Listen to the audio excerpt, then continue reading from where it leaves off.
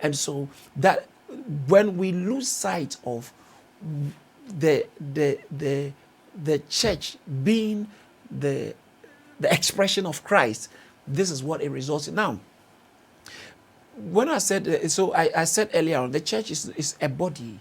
It's not a body a body in the sense of just organization. I'm going to talk about it in a minute. That is a body in the sense of just like a human body. So in the book of 1 Corinthians chapter 12, the Bible takes time, the Spirit of God takes time to talk about the components of the body. It said that the head cannot say he does not need the leg. The leg cannot say it does. The nose cannot say it does not need the ear. The teeth or the tongue cannot say it does not need the eye. The liver cannot say it does not need the nails. He said you can't say that because they all belong to one body. The uniqueness about a body, which is an organism, is that they share one mutual life.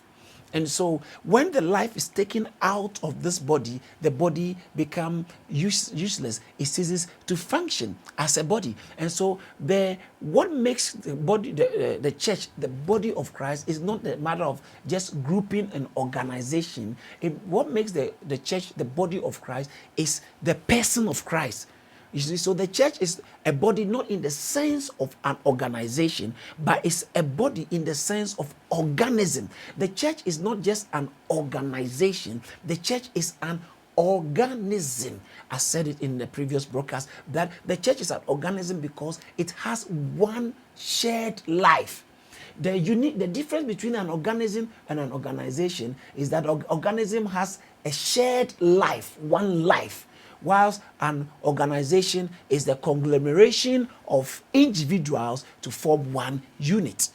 And so here it says that the church is a body.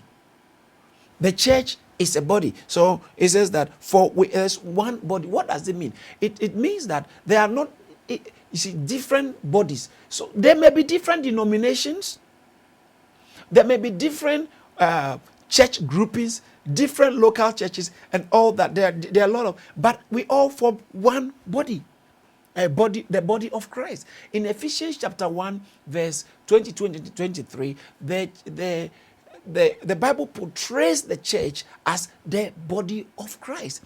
I think at this point, it will be just good to read from 1 Corinthians chapter 12. It says that, from verse 12, it says that, for as the body is one and has many members, but all the members of that one body, being many, are one body, so also is Christ. For by this, Jesus, I love you for this. For by one Spirit we were all baptized into one body, whether Jews or Greeks, whether slaves or free, and have all been made to drink into one Spirit. For in fact, the body is not one member, but many. So we are many, but one body. That is what is saying here. Look at the verse. When you consider the verse 23, it says, but let me pick it from verse 20. Let me just read it. Verse 26 said that if one member suffers, all the members suffer with it. And if one member is honored, all the members rejoice with it. Now you are the body of Christ and members individually. So we are all individual members in one body, having one shared life. And an organism is a life that multiplies, and so the life grows. It's the same life in the same essence, but it's keeping growing, and it's keeping it grows dynamically, and it multiplies dynamically. It is not different units that are brought, or like assembling of a plant, assembling of a car, assembling of a plane, as I said in the previous broadcast, but it is one entity and one life. So it's an organic entity. We all I like this one. We have an organic union with one another. That is why it says that for maintain the oneness of the Spirit. Then it begins to talk about the oneness. So it says we are one body. Let me tell you this story. I heard somebody say this, and I find it very interesting. And with discretion exercised. Now, somebody said when the gospel got to the Jews, they made it a religion. When it got to the Greeks, they made it a philosophy. When it got to the Romans, they made it an institution. When it got to the British, guess what? They made it a culture. But when it got to the Americans, they made it a business. I find it very interesting. And then also, I was sharing with the friend, I said it, and the person said, okay, how about when you go to Africa? I think they made it an entertainment. Interesting anyway. That's just a joke. So the church, look, watch this. The church is a body, not a business.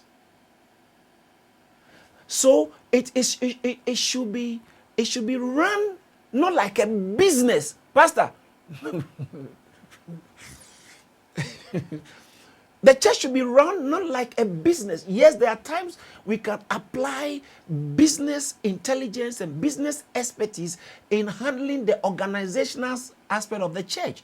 But fundamentally, the church is a body, and so it must be, it should be maintained. That is why the church depends on ministries. In the ministries of the individual members of the church is what help the church to function, not the business skills or the business ideas and business practices. It is not business practices that build a church, it is ministry that build a church. So the church here, he said that we all share one body. Whether you are a Catholic, whether you are a Methodist, whether you are Anglican, whether you are a Baptist, whether you are a Presbyterian, whether you are a Pentecostal, whether you are it does not matter your denomination. So we cannot define who is a Christian. Oh, watch this. You cannot define who a Christian is on the basis of the organization they belong. And so you can't say that anybody who belongs to the Christian Alliance or the Baptist Union is a Christian. If anybody who doesn't belong to the Baptist Union is not a Christian, anybody who is a Catholic is a Christian, or anybody who is not a Catholic is not a Christian. You cannot define who a Christian is or the boundaries of the body of Christ on the basis of human organizations. There are Christians everywhere in the world.